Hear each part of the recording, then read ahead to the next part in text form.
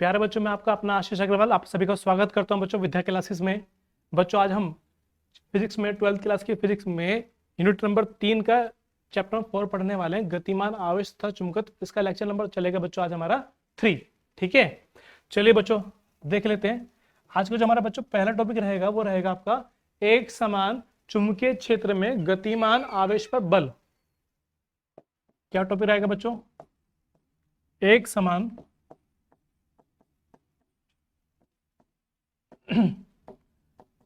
चुंबकीय क्षेत्र में गतिमान आवेश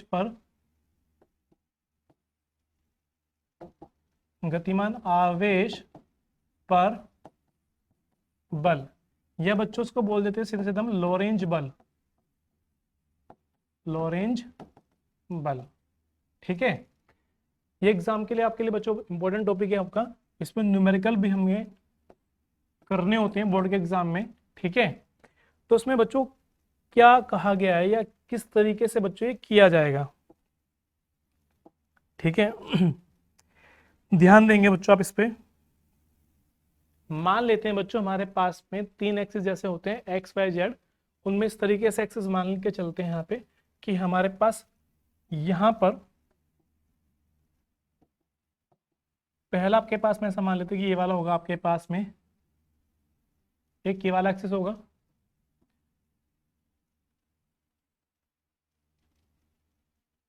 दूसरा ये वाला होगा, और तीसरा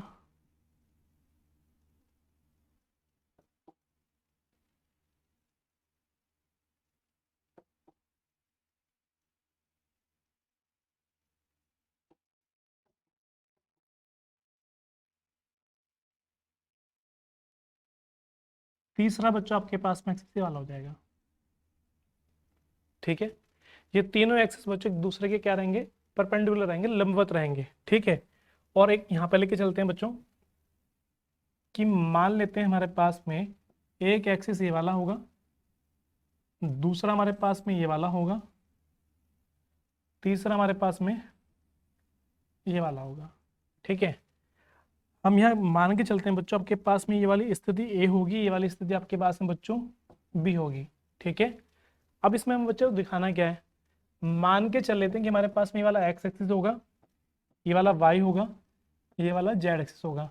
ठीक है, ऐसे इसमें ये वाला एक्स मान के चल लेते हैं, ये वाला वाई, ये वाला जेड। ठीक है, अब आपको बच्चों तीनों एक्सिस पर आपको देखना होगा कि यहाँ पर क्या हो रहा है यहाँ पर मान के चल लेते हैं कि ये आपके पास में एक बिंदु आवेश रखा होगा प्लस क्यू रखा हुआ होगा, यहाँ पर भी ऐसे ही आपके पास में एक बिंदु आवेश प्लस क्यू रखा हुआ होगा। ठीक है, और एक्स एक्सिस पे आपका चुंबकीय क्षेत्र जा रहा होगा। ठीक है, और ये वाला एक्सिस जो आपके पास है बिंदु ओ, यानी कि जो मूल बिंदु हम यहाँ पर क्या चलते हैं बच्चों, मूल बिंदु पर प्लस क्यू आवेश जो है आपका वो वाई अक्ष की दिशा में स्मॉल वी वेग से गतिमान है। ठीक है, तो इस पर आपको बल बताना होगा कि बल कितना लगेगा। ठीक है, ये कैसा होगा बच्चों, यहाँ पे एक दूसरे के परपेंडिकुलर होगा, यानी कि थीटा इज इक्वल टू यहाँ पे वैल्यू कितनी होगी, 90 डिग्री होगी। ठीक है, परपेंडिकुलर होगा ना बच्चों, तो अब इस केस में आपको बताना है कि यहाँ पे बल कितना लगेगा कितना नहीं लगेगा। दूसरी स्थिति क्या है बच्चों यहाँ पे कि यहाँ पर आपके पास में जो ये आवेश है वो स्मॉल वी वेग से चुंबकीय, यहाँ पे मान के चल लेते हैं कि चुंबकीय क्षेत्र होगा आपका एक्स एक्सिस पर, और एक्स एक्सिस से थीटा कोण पर स्मॉल वी वेग से गतिमान है आपका प्लस क्यू आवेश। ठीक है, बात समझ में आ रही है आपके बच्चों?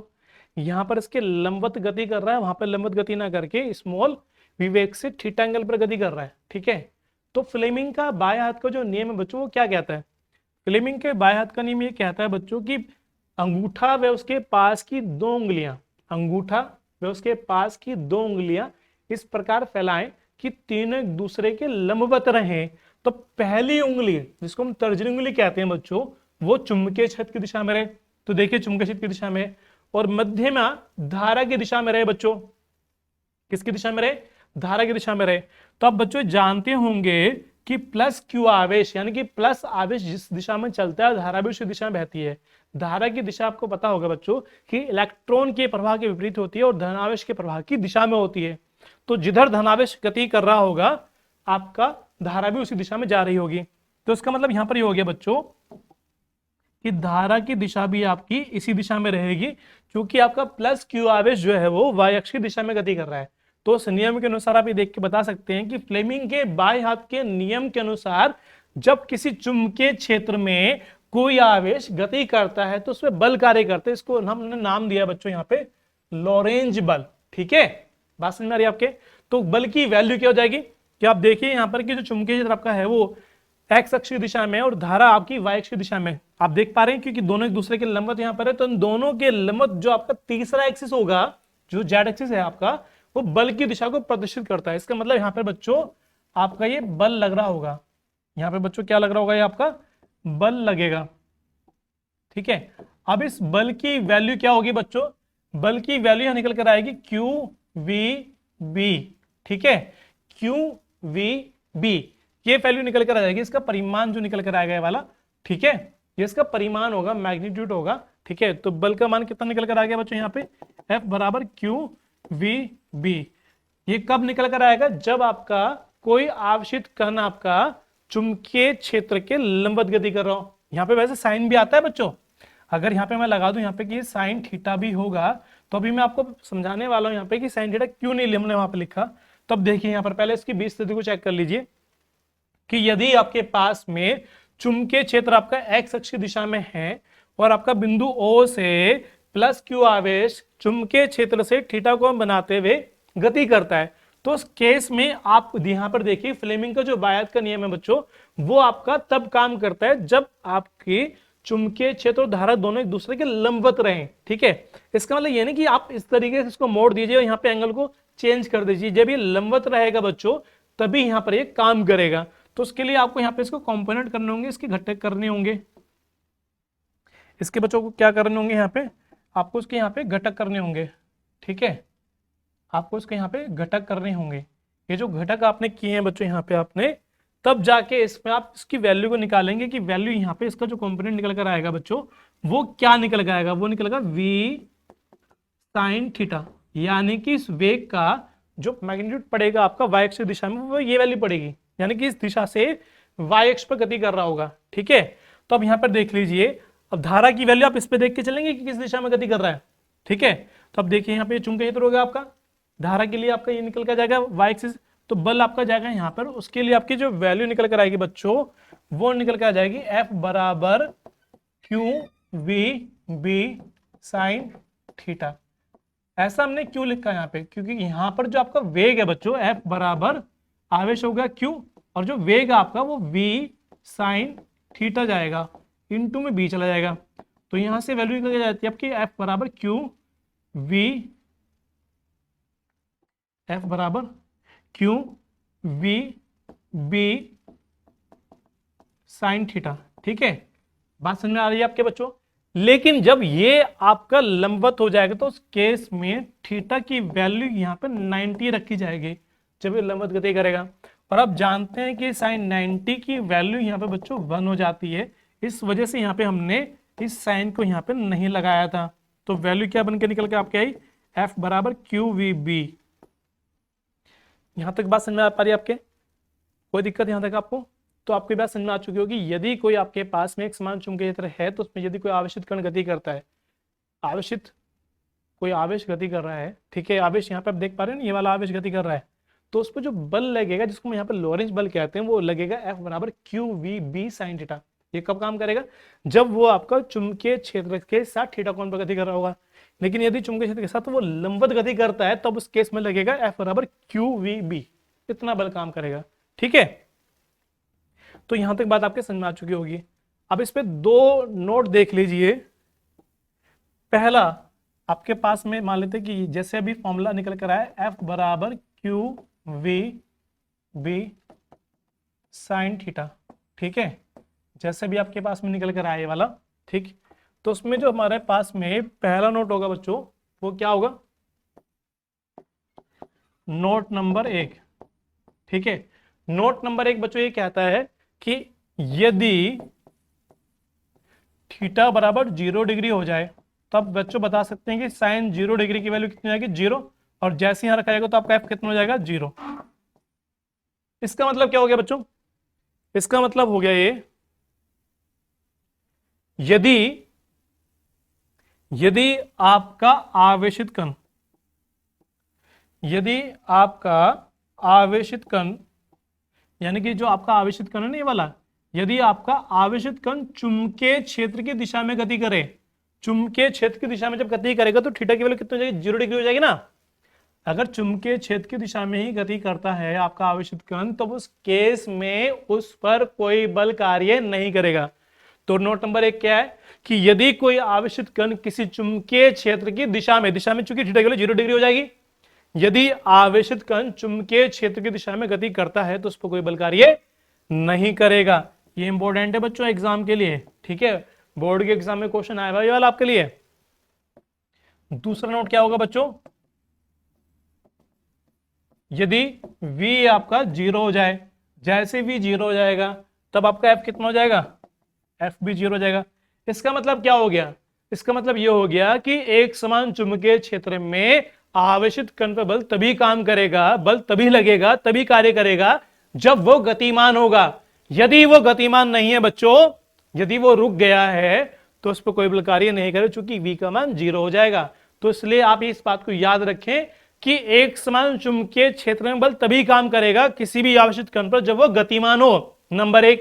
नंबर 2, वो चुंबकीय क्षेत्र की दिशा में गतिमान ना हो, चुंबकीय क्षेत्र से भिन्न दिशा में गतिमान हो।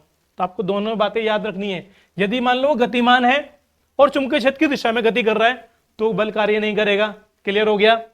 और यदि मान लो वो रुका हुआ है, स्थिर अवस्था में, तब भी उस पर कोई बल कार्य नहीं करेगा। तो ये दोनों बातें आपको अच्छे तरीके से याद कर लेनी है, बोर्ड के एग्जाम में आपसे पूछी जाती हैं, ठीक है। चलिए बच्चों अगला टॉपिक देख लेते हैं बच्चों। आपका अगला टॉपिक जाएगा बच्चों हमारा एक समान चुंबकीय क्षेत्र में आवेशित कण की गति। अगला टॉपिक बच्चों हमारा है एक समान चुंबकीय क्षेत्र में आवेशित कण की गति, ठीक है। एक समान चुंबकीय क्षेत्र में आवेशित कण की गति, ठीक। चलिए तो उसके लिए कैसे किया जाएगा, पहले बच्चों आप यहां पे एक समान चुंबकीय क्षेत्र बना लीजिए। देखिए यहां पे पहले हम एक समान चुंबकीय क्षेत्र बना लेते हैं। अब एक समान चुंबकीय क्षेत्र को बनाने के लिए आप यहाँ पे दो चीजें रिप्रेजेंट करेंगे, दो, या तो आप क्रॉस लगाइए या आप डॉट लगाइए, ठीक है। तो फिलहाल मैं क्रॉस लगा के चल रहा हूँ। क्रॉस का मतलब बच्चों यहाँ पर यह होगा कि हमारे पास में एक समान जो चुंबकीय क्षेत्र है उसकी दिशा कागज के तल के लंबवत नीचे की ओर डिस्ट रहेगी, ठीक है, यानी कि नीचे की ओर दिशा में वो रहेगा। बात समझ आ रही है आपके बच्चों।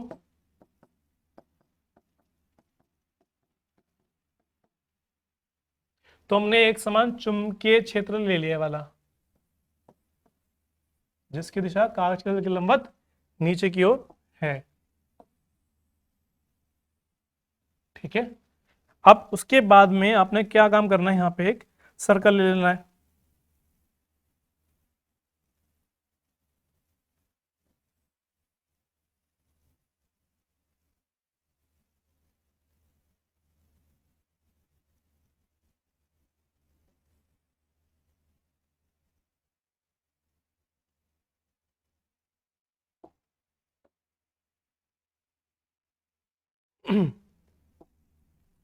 तो देखिए बच्चों यहाँ पे हमने एक सर्कल ले लिया है। सर्कल यहाँ पे ऐसा हमने क्यों लिया है अभी चलेगा आपको पता। तो उसमें एक समान जैसे चुंबकीय क्षेत्र होगा आपके पास में ये वाला, तो उसमें हो गया क्या बच्चों कि आप मान के चल देते हैं यहाँ पे कि आपने कोई एक आवेशित कण ले लिया, कोई आपने यहाँ पर एक आवेशित कण ले लिया, ठीक है। मान के चल लेते हैं कि यहाँ पर आपके पास में प्लस क्यू एक आवेशित कण है जो स्मॉल वी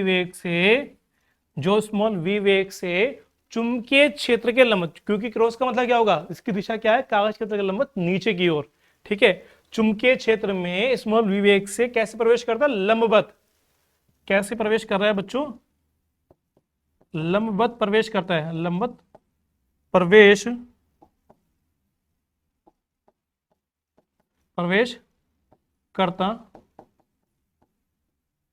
है। ठीक है। जब लंबवत प्रवेश करेगा बच्चों तो क्या होगा कि इस पर एक लॉरेंज बल कार्य करने लगेगा। कौन सा बल कार्य करने लगेगा? लॉरेंज बल। अभी हमने पढ़ा था ना कि जैसे मान लो ये आगे की तरफ जाएगा और इससे मान लेते हैं कि जैसे ये आया तो उस पर लॉरेंज बल कार्य करने लगेगा। कैसे काम करेगा? हमने बताया कि चुंबकीय क्षेत्र की दिशा में रहती है पहली उंगली, तो क्रॉस का मतलब हो गया चुंबकीय क्षेत्र की दिशा में, और ये मध्यमा होती है धारा की दिशा में। तो जिधर प्लस आवेश चलता है, जिधर धनावेश गति करेगा धारा भी उस दिशा में बहेगी। इसका मतलब जैसे हम यहां पर देख लेते हैं कि चुंबकीय क्षेत्र तो हो गया अंदर की तरफ, ठीक है। चूंकि अगर इस बोर्ड को ऐसे लिटा लिया जाता है बच्चों तो इसका मतलब होगा कि दिशा चली जाएगी आपकी नीचे की तरफ, ठीक है। चूंकि उंगली नीचे चली जाएगी हमारी तो चुंबकीय क्षेत्र जो होगा तल के लंबवत नीचे हो जाएगा, लेकिन अगर बोर्ड पे ऐसे ले जाए तो ये अंदर की तरफ चला जाएगा, ठीक है। मध्यम होती है धारा की दिशा में, तो धारा बह रही है यानी कि आपका कण गति कर रहा है स्मॉल v से ऐसे, लेकिन जो इस पे कार्य करेगा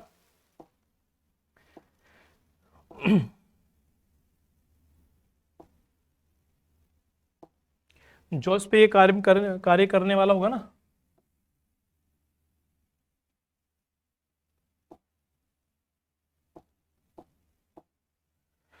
मान लेते हैं कि आपके पास में जैसे यहाँ पे ये देखा आपने कि आपके पास में स्मॉल v वेग से बच्चों ही गति करता है, ठीक है। लेकिन इस पर बल जो लगेगा, फिर इस पर जो बल लगेगा बच्चों आपका वो लगेगा आपका ऊपर की दिशा में, ऐसे काम करेगा, ठीक है। कैसे पता चला? फ्लेमिंग के बाएं हाथ के नियम के अनुसार।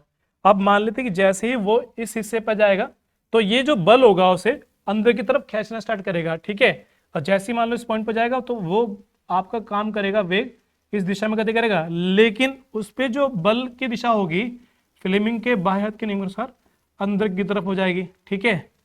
मान लेते हैं कि जब वो यहां जाएगा, ठीक है, तो उसकी दिशा होगी वेग की अंदर आगे की तरफ और बल लगेगा आपका अंदर की तरफ, ठीक है। बात समझ में आ रही है आपके? और जब वो यहां पर जाएगा इस बल की वजह से,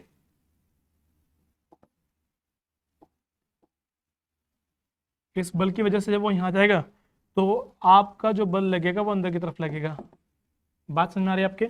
तो हम यहां पर कह सकते हैं बच्चों कि ये वेग की दिशा होगी, ठीक है। ये वेग हो गया आपका हर पॉइंट पर, और जो बल की दिशा होगी वो अंदर की तरफ होगी। तो जिस वजह से जब भी कोई एक आवेशित कण किसी चुंबकीय क्षेत्र में गति करता है लंबवत, तो वो एक वृत्तीय रूप को धारण कर लेता है। किस तरीके से? आप देखिए यहां पर कि चुंबकीय क्षेत्र जा रहा है आपका अंदर की तरफ, धारा जा रही है ऐसे, तो बल लगा ऊपर, तो इस बल की वजह से जो आवेशित कण होगा वो ऊपर की तरफ खींचने स्टार्ट हो जाएगा। तो जब ऊपर की तरफ खींचना स्टार्ट हो जाएगा तो इस तरीके से जाएगा। अब धारा जा रही ऊपर की तरफ, बल लगा ऐसे, ठीक है, फिर ऐसा हो जाएगा अंदर की तरफ, जो है धारा ऐसे चली जाए, बल्ब की दिशा नीचे की तरफ आ गई, और जब यहां जाएगा तो अब देखिए ये अंदर हो गया है ना, और धारा की तरफ, धारा की दिशा नीचे की तरफ होगी तो बल आपका हो गया राइट साइड में, ठीक है। तो इस तरीके से जब ये जाएगा तो उस बल की दिशा फ्लेमिंग के बाएं हाथ के नियम के अनुसार होने के कारण ये एक वृत्तीय रूप को धारण कर लेता है बच्चों, ठीक है। तो मेरी बात समझ में आ पा रही है? तो जब एक वृत्तीय रूप को धारण कर लेगा तो यहां से इसकी रेडियस बन जाएगी स्मॉल r, मान के चल लेते हैं, ठीक है। दूसरा, जब मान लेते कि ये आवेशित कण होगा तो इस कण का अपना खुद का द्रव्यमान रहा होगा ना, मान के चल लेते हैं यहाँ पे स्मॉल m द्रव्यमान का ये पार्टिकल आपके पास में रहा होगा जो स्मॉल v वेग से गति करता है चुंबकीय क्षेत्र के लंबवत, ठीक है। तो सिंपल सा क्या हो गया कि माना एक समान चुंबकीय क्षेत्र जिसकी तीव्रता b कागज क्षेत्र के लंबवत नीचे की ओर डिस्ट है, जिसमें एक स्मॉल m द्रव्यमान का आवेशित कण प्लस q आवेश का आवेशित कण चुंबकीय क्षेत्र के स्मॉल v वेग से लंबवत प्रवेश करता है, जिस पर लॉरेंज बल कार्य करता है। इसकी दिशा फ्लेमिंग के बाएं हाथ के नियम के अनुसार होती है, जिस कारण यह एक वृत्तीय रूप को धारण कर लेता है।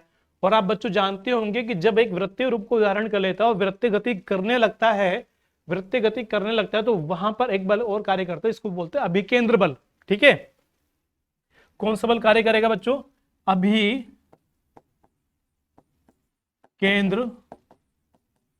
बल कार्य करने लगता है। और अभिकेंद्र बल इसको बच्चों कहां से मिलता है?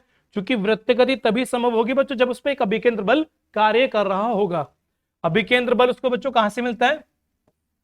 लॉरेंज बल क्या दे सकते हैं यहाँ पे, चुंबकीय बल क्या देंगे, चुंबकीय बल से मिलता है। चुंबकीय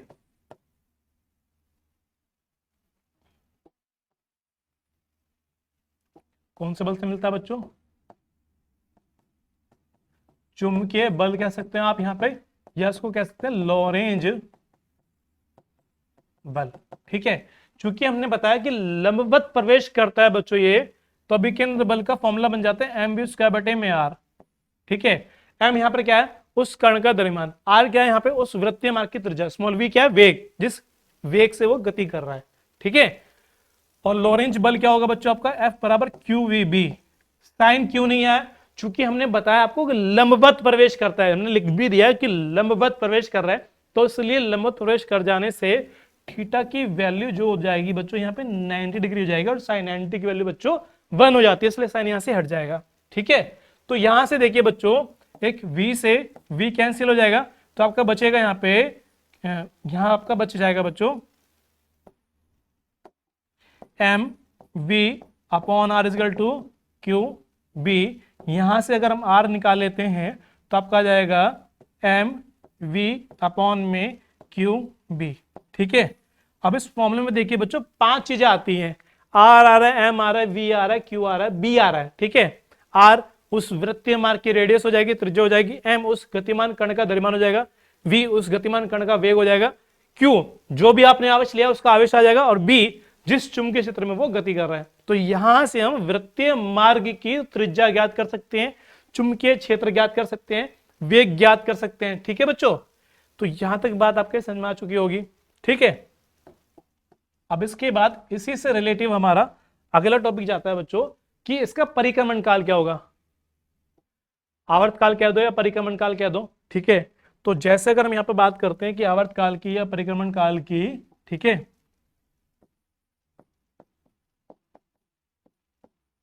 तो बच्चों आवर्त काल यानी कि एक तरीके से समय हो गया।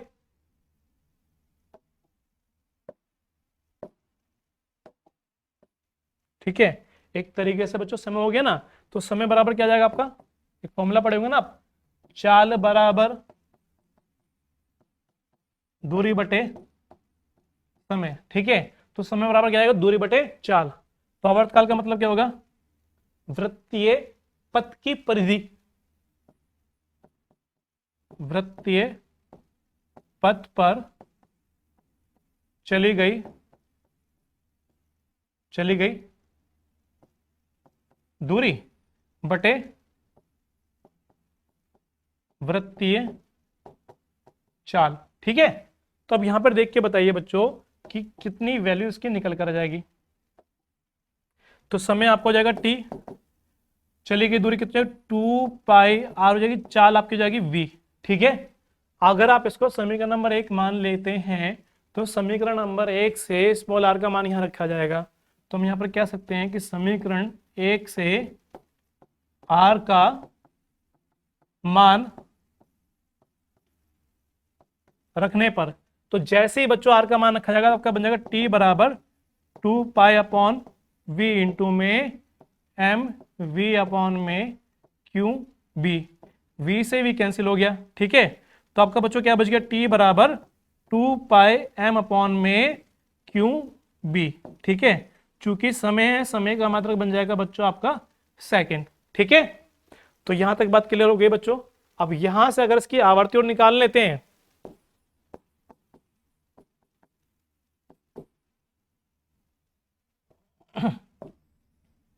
तो आवर्ती बच्चों क्या आ जाएगी, आवर्ती आपकी हो जाएगी 1/t, यानी कि आवर्तकाल के व्युत्क्रम। इसको वैल्यू जब यहां रखेंगे तो वैल्यू बन जाएगी आपकी QB/में 2πm। ठीक है, तो फॉर्मूला बन जाएगा आपका QB/में 2πm बन जाएगा। ठीक है, मात्रक बन जाएगा इसका सेकंड इनवर्स। ठीक है, या हम इसको पढ़ लेते हैं हर्ट्ज में। ठीक है, बातें समझ में आ पा रही हैं बच्चों आपके। तो हम यहाँ पे गतिमान आवेश भी निकाल चुके हैं। ठीक है, एक समान चुंबकीय क्षेत्र में गतिमान आवेश की गति किस तरीके से होगी, आवेशित कण की गति किस तरीके से होगी, उसकी रेडियस क्या होगी, उसका आवर्तकाल क्या होगा, उसकी आवृत्ति क्या होगी, सब आपको बता दिया गया है। ठीक है बच्चों। अब चलिए अब इससे रिलेटिव अगला टॉपिक देख लेते हैं बच्चों। हम अपना अगला टॉपिक जाएगा बच्चों हमारा दो समांतर धारावाही चालकों में बल।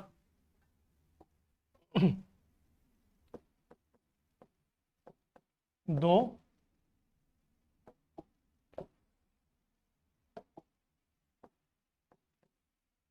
दो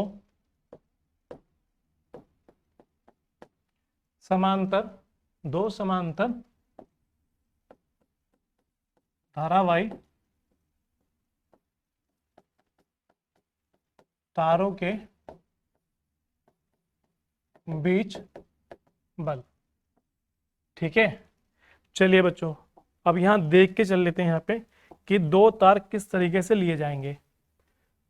ठीक है, मान लेते हैं बच्चों हमारे पास में दो चालक तार हैं ये वाले।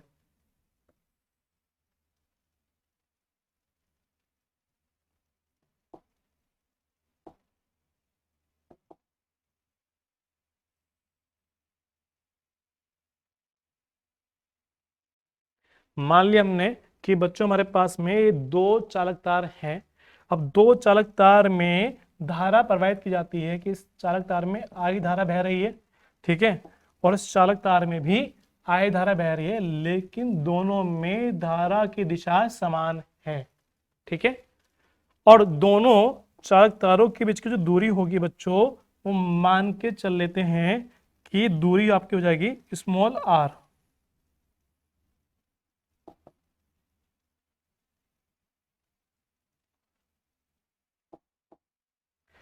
दूरी हो जाएगी बच्चों आपकी स्मॉल आर। ठीक है, स्मॉल आर दूरी हो जाएगी। तो अब आपको बताना है कि इन दोनों चालक तारों के बीच कितना बल लगेगा। एक चीज और आपको करनी होगी यहाँ पर कि दोनों चालक तारों की जो लंबाई है बच्चों वो एल कंसीडर हम यहाँ पे कर लेंगे। ठीक है, कितनी कर लेंगे, स्मॉल एल कंसीडर करके चलेंगे। ठीक है,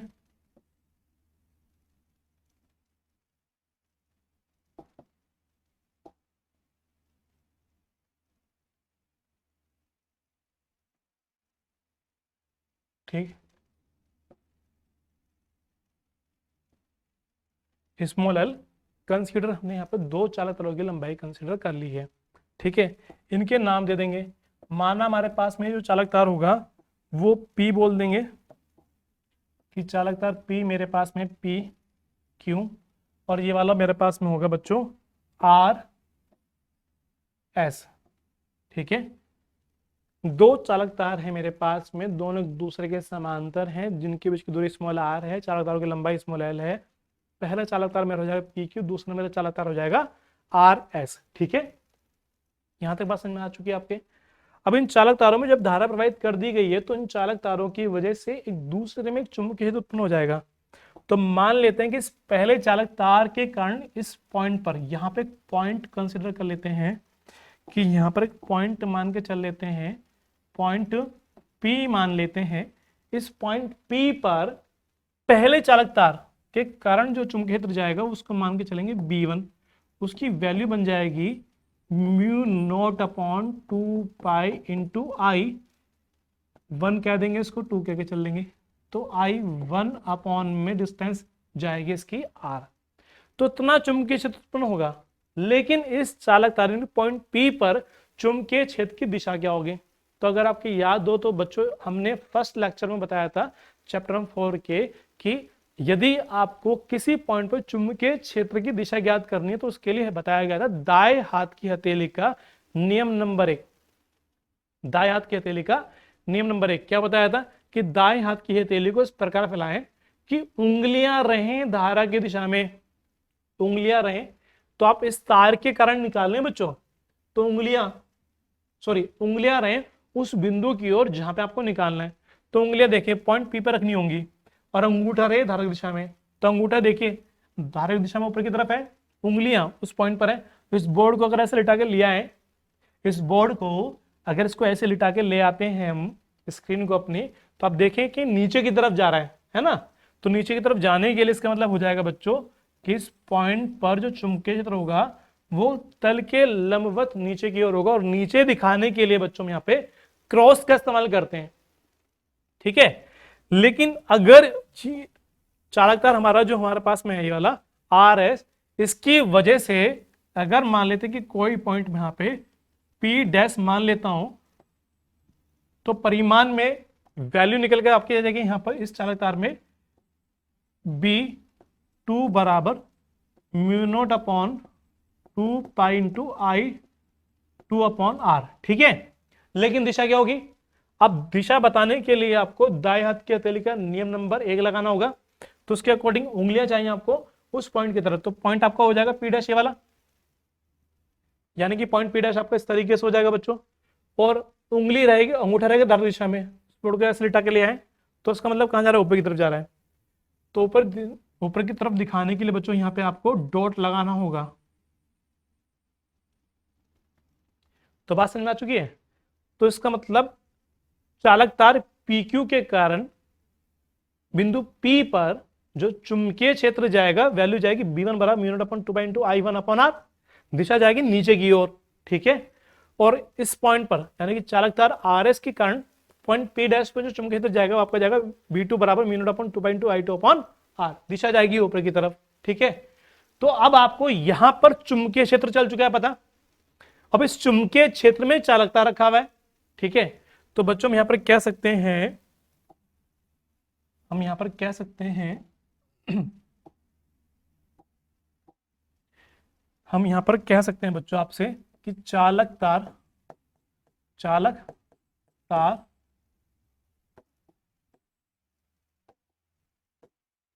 PQ के कारण स्मॉल आर दूरी पर बिंदु P पर चुंबकीय क्षेत्र की तीव्रता B1 बराबर वैल्यू कितनी जाएगी? म्यू नॉट अपॉन में 2 pi into I1 upon R, इसे इक्वेशन नंबर 1 मान लेंगे, ठीक है। अब इस चुंबकीय क्षेत्र में यानी कि B1 चुंबकीय क्षेत्र में चालक तार कौन सा वाला? RS, ठीक है। चालक तार RS स्थित है जिसमें I2 धारा प्रवाहित हो रही है, अतः इस तार पर आरोपित चुंबकीय बल कितना काम करेगा? F बराबर I, धारा कितनी प्रवाहित हो रही है? I2। तो यहां पे वैसे फॉर्मूला जाता है आपका F बराबर ILB साइन थीटा जाता है, लेकिन यहां पे जो वैल्यू जा रही है वो लंबवत जा रही है, तो अब यहां से आपका साइन नहीं आएगा, लेकिन यहां पर धारा आपकी जाएगी I2, चुंबकीय क्षेत्र जाएगा आपका B1। आप देख सकते हैं कि चुंबकीय क्षेत्र B1 में रखा है चालक तार RS, उसमें धारा प्रवाहित हो रही है आपकी I2। तो अब इसमें देख के बताइए कि बल की दिशा क्या होगी। फ्लेमिंग के बाएं हाथ के नियम के अनुसार पहली उंगली दिखाती है चुंबकीय क्षेत्र की दिशा, तो चुंबकीय क्षेत्र की दिशा चलेगी आपके अंदर की तरफ, और ये अंगूठ बीच की उंगली दिखाती है आपकी धारा की दिशा, तो धारा कहां जा रही है? ऊपर की तरफ, ठीक है। तो देखिए धारा के ऊपर की तरफ, उंगली के अंदर की तरफ, तो अंगूठा कहां जा रहा है? लेफ्ट साइड जा रहा है। तो इसका मतलब यहां पर जो बल लगेगा आपका वो F लेफ्ट साइड लगेगा, जबकि इस वाले पॉइंट में देखें, इस पॉइंट पे अगर आपका चुंबकीय क्षेत्र जा रहा है वो बाहर की तरफ जा रहा है, ठीक है। धारा कहां जा रही है बच्चों? ऊपर की तरफ। ये I2 धारा जा रही है ना आपकी ऊपर की तरफ, बल का जा रहा है आपका, अंगूठा देखिए राइट साइड दिखा रहा है, तो इसलिए इसका मतलब यहां पर हो जाएगा कि जो बल जाएगा आपका वो राइट साइड जाएगा। तो एक बात यहां से बच्चों क्लियर हो जाती है कि यदि दो चालक तार एक दूसरे के समांतर हैं, दोनों चालक तारों में धारा की दिशा समान है, तो उनके बीच बल जो लगेगा वो आकर्षण काम करता है, ठीक है। और यदि विपरीत दिशा में होगा तो बल काम करेगा प्रतिकर्षण, ठीक है। अब यहां से देखिए बच्चों, अब इस केस में B1 की जो वैल्यू है वो समीकरण नंबर 1 से लिखी जाएगी, ठीक है। तो हम यहां पर क्या देंगे? समीकरण एक से b1 का मान रखने पर, जैसे हम यहाँ पे b1 का मान रखेंगे बच्चों, तो आपका बन जाएगा f बराबर I2L इंटू में b1 की वैल्यू म्यू नॉट अपॉन में 2 pi into I1 upon R।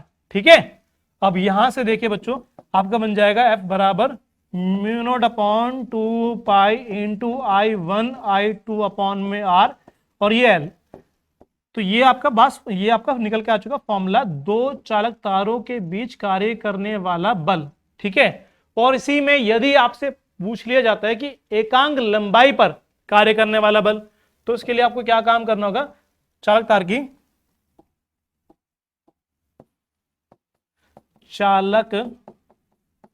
तार की प्रति एकांक लंबाई पर आरोपित बल, तो उसमें काम करेगा आपका, लंबाई को है ना नीचे ले जाएंगे आप, F अपॉन L हो जाएगा, फॉर्मूला बन जाएगा म्यू नॉट अपॉन में 2 pi into I1 I2 upon में R। ठीक है, इसकी यूनिट चली जाएगी आपकी न्यूटन बटे मीटर। ठीक है, ये बहुत इंपॉर्टेंट टॉपिक है आपका बच्चों, मैं आपको इस पे दिखाऊंगा कि क्वेश्चन बोर्ड के एग्जाम में किस तरीके से पूछा गया, अभी आपको लास्ट में जाके दिखाऊंगा मैं कि बोर्ड के एग्जाम में क्वेश्चन किस तरीके से इसमें पूछा जाता है। ठीक है, तो यहां तक बात आपके बच्चों क्लियर हो गई होगी, कोई दिक्कत बच्चों आपकी यहां तक? चलिए, अगर यहां तक बात क्लियर हो जाती है आपकी, तो अब इसके आगे चल लेते हैं बच्चों कि अगला टॉपिक हमारा बच्चों क्या होगा। अगर यहां तक बात क्लियर है आपके, तो ध्यान देंगे आप, यहाँ पे अगला टॉपिक आपका जाएगा बच्चों गतिमान आवेश के कारण उत्पन्न चुंबकीय क्षेत्र। गतिमान आवेश के कारण उत्पन्न चुंबकीय क्षेत्र। ठीक है, ध्यान देंगे यहाँ पे,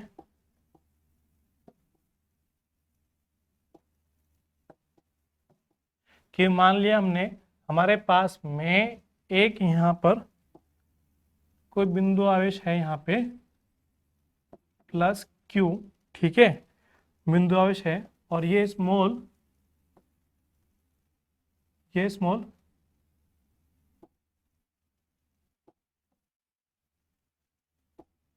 स्मॉल v वेग से गति कर रहा है। ठीक है, अगर ये स्मॉल v वेग से गति कर रहा है यहाँ पे आपका, तो अब यहाँ पर हम बच्चों स्मॉल r डिस्टेंस पे एक पॉइंट कंसिडर कर लेते हैं। ठीक है, एक पॉइंट P कंसिडर कर लेते हैं। इस पॉइंट पर आपको बतानी होगी चुंबकीय क्षेत्र की दिशा कितनी बनेगी, तो चुंबकीय क्षेत्र की दिशा जाएगी बच्चों यहाँ पर, मतलब चुंबकीय क्षेत्र का मान कितना होगा, तो मान के चल लेंगे हम यहाँ पे कि चुंबकीय क्षेत्र जो जाएगा आपका वो इस तरीके से जाएगा। अब इसका जो परिमाण होगा बच्चों, उसकी वैल्यू कितनी होगी।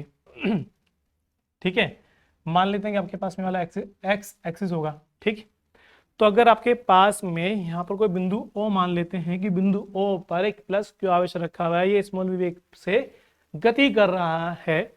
ठीक है, तो बिंदु P पर जो चुंबकीय क्षेत्र जाएगा उसकी वैल्यू कितनी होगी, तो हम ऐसा मान के चल लेते हैं कि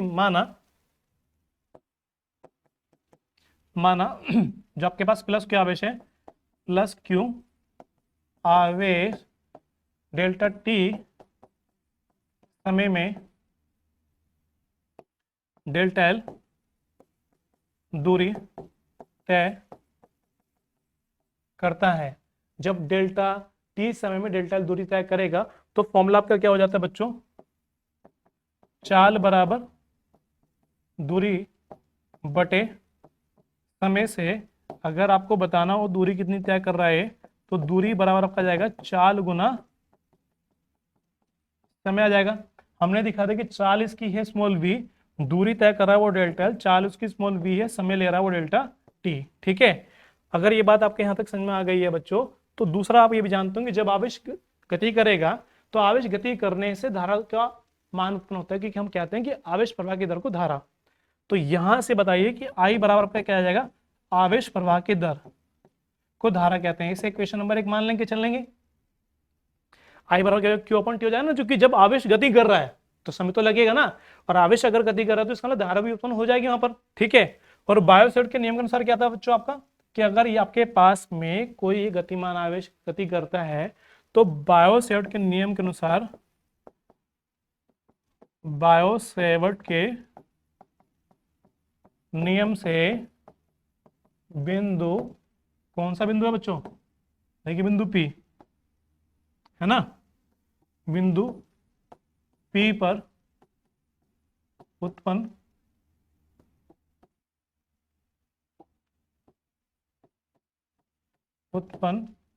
चुंबकीय क्षेत्र की तीव्रता कितनी चली जाएगी बच्चों आपकी, B बराबर mu not upon 4 pi into I delta L sine theta upon में आर स्क्वायर, ठीक है। अब समीकरण नंबर अगर आप एक देख पा रहे हो तो डेल्टा एल और आई की वैल्यू का आप यहाँ रख के चलेंगे, ठीक है। जैसे आप मान रखते हैं यहाँ पे तो हम ये कह देंगे कि समीकरण एक से मान रखने पर, जैसे ही मान रखा जाएगा तो आपका बन जाएगा B बराबर mu not upon 4 pi into I की value Q upon delta T, delta L की वैल्यू V गुना delta T into sine theta upon में, यहाँ पे एक तो स्क्वायर जाता है आर स्क्वायर, तो डेल्टा टी से डेल्टा टी कैंसिल हो जाएगा, ठीक है। तो आपके पास में क्या बचेगा, दूसरा भी जानते हैं कि लंबवत प्रवेश करेगा यदि थीटा आपका यहाँ पे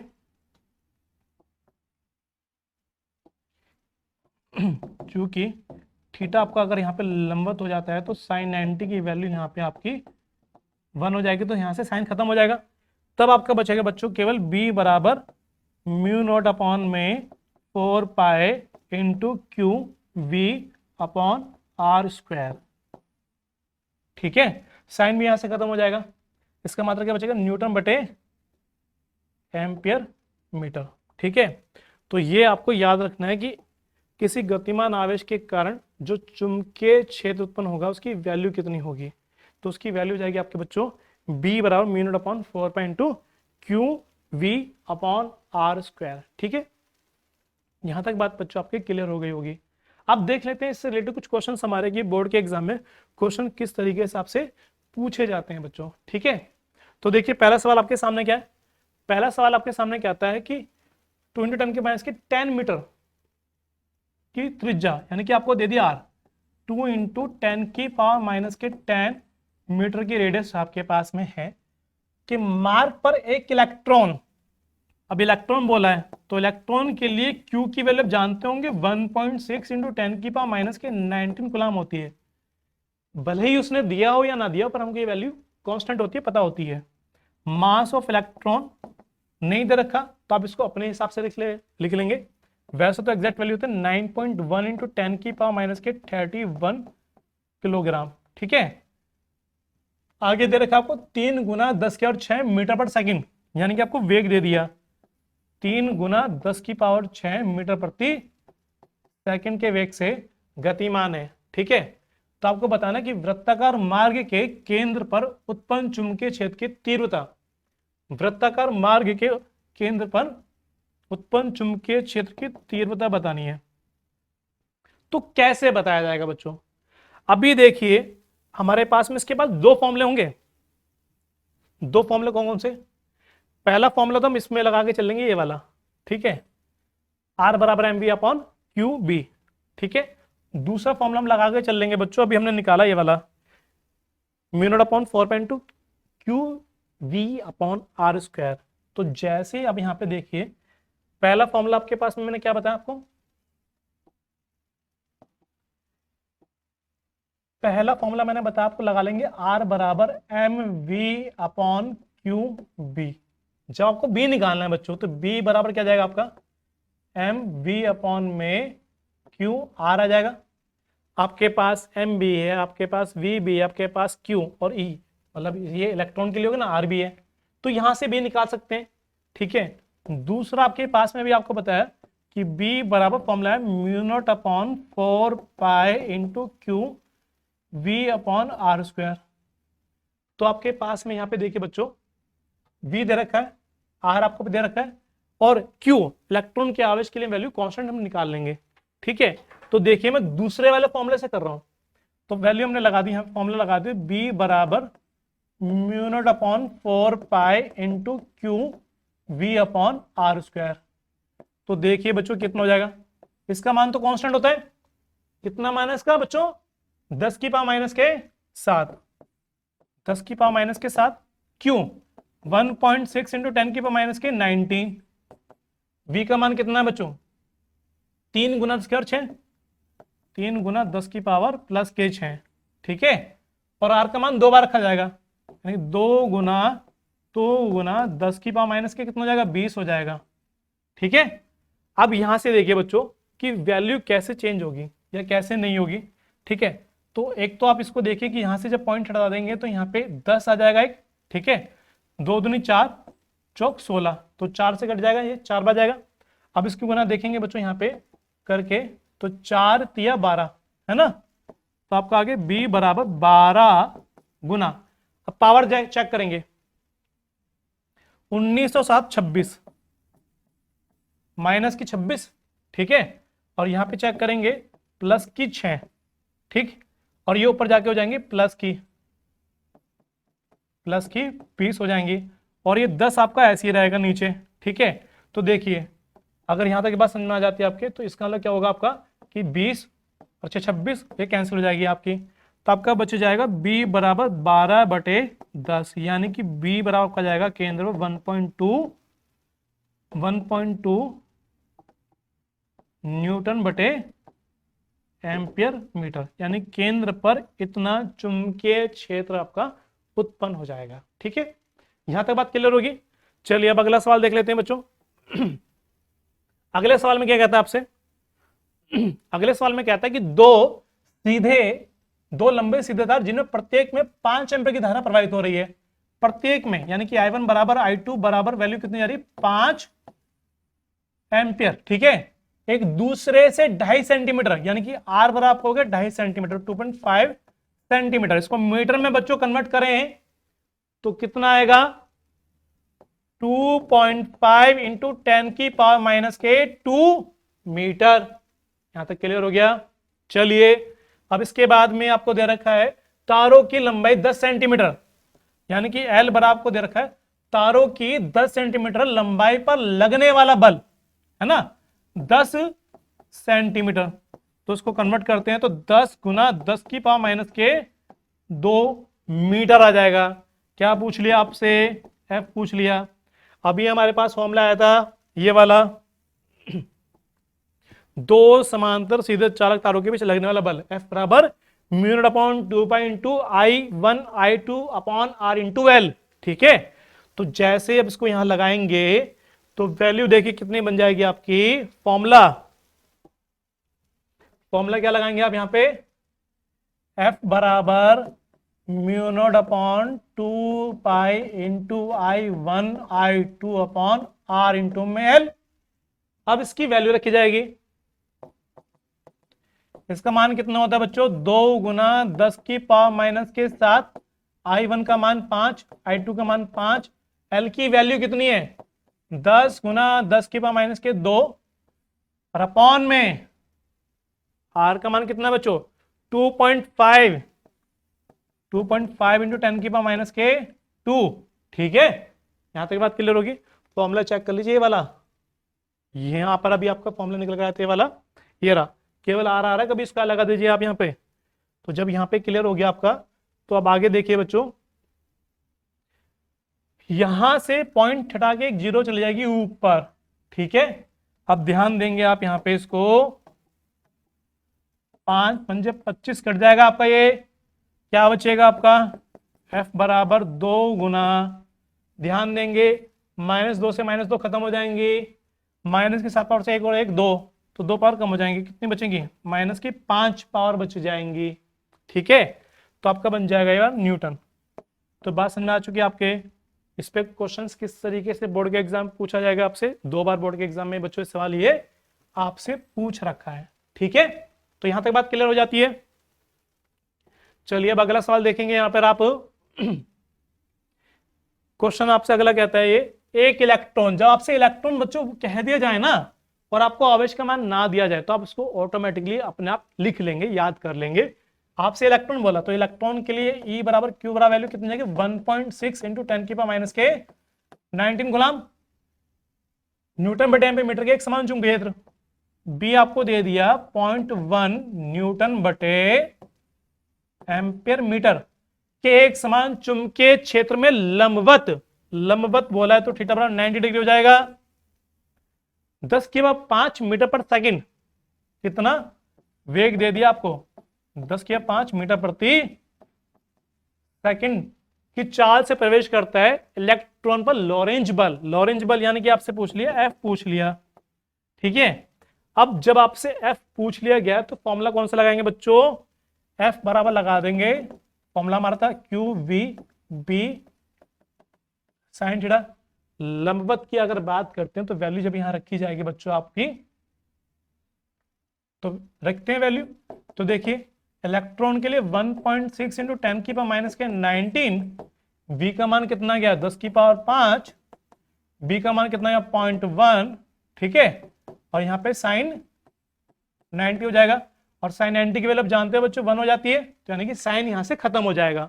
ठीक है, तो आपका बच जाएगा बच्चों यहाँ पे आपका, इसको हटा के एक पॉइंट नीचे आ जाएगा।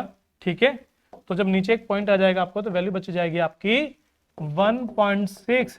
ठीक है, ये पावर ऊपर चली जाएगी, ये वाली पावर आपकी ऊपर चली जाएगी, तो माइनस की हो जाएगी ना, 19 और 1 20, 20 में से 5 चले गए तो कितना बचेगा -15 न्यूटन। ठीक है, यहां तक ये वाली बात भी आपकी क्लियर होगी। क्वेश्चन देख लीजिए, यहाँ पे Q का मान रखा, V का मान रखा हमने यहाँ पे, और B का मान रखा 0.1। 0.1 को जब से हटा देंगे, पॉइंट जीरो जाएगी नीचे, ये ऊपर जाके माइनस हो जाएगी, 19 और 1 20, 20 में से प्लस की 5 चले जाएंगे तो -15 बचेंगी। ठीक है, और ये 1.6 आपका ऐसे है कि साइन 90 की वैल्यू यहाँ पे 1 हो जाएगी। ठीक है, आप जानते हैं ना कि साइन 90 की वैल्यू यहाँ पे कितनी हो जाएगी बच्चों 1, यानी कि साइन यहाँ से खत्म हो जाएगा। क्लियर हो गया। चलिए, तो लॉरेंज बल का मान निकल के आ चुका है। अब देखिए बच्चों, जैसे क्वेश्चन अभी हमारे सामने है, ये बोर्ड के एग्जाम में क्वेश्चन आपसे पूछा जाता है कि दो समांतर धारावाही चालकों के बीच लगने वाला बल,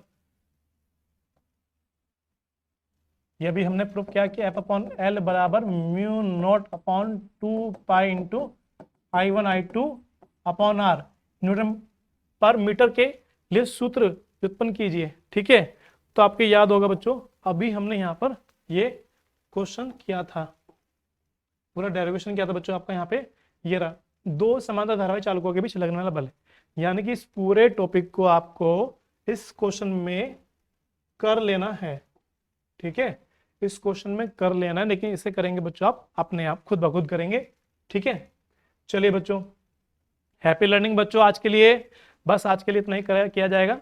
अगर इस टॉपिक में, इस लेसन में या इस लेक्चर में कोई भी अगर आपकी समस्या हो, कोई भी टॉपिक में प्रॉब्लम आपकी हो, तो सब कमेंट बॉक्स में मैसेज करके अवश्य रूप से पूछ लेना। ठीक है, या बता सकते हैं कि आपको कहाँ पर कोई बात समझ में नहीं आई है, आपकी हर बात का समाधान किया जाएगा। ठीक है बच्चों, चलिए बच्चों, आज के लिए धन्यवाद। मिलते हैं आपसे अगले लेक्चर में।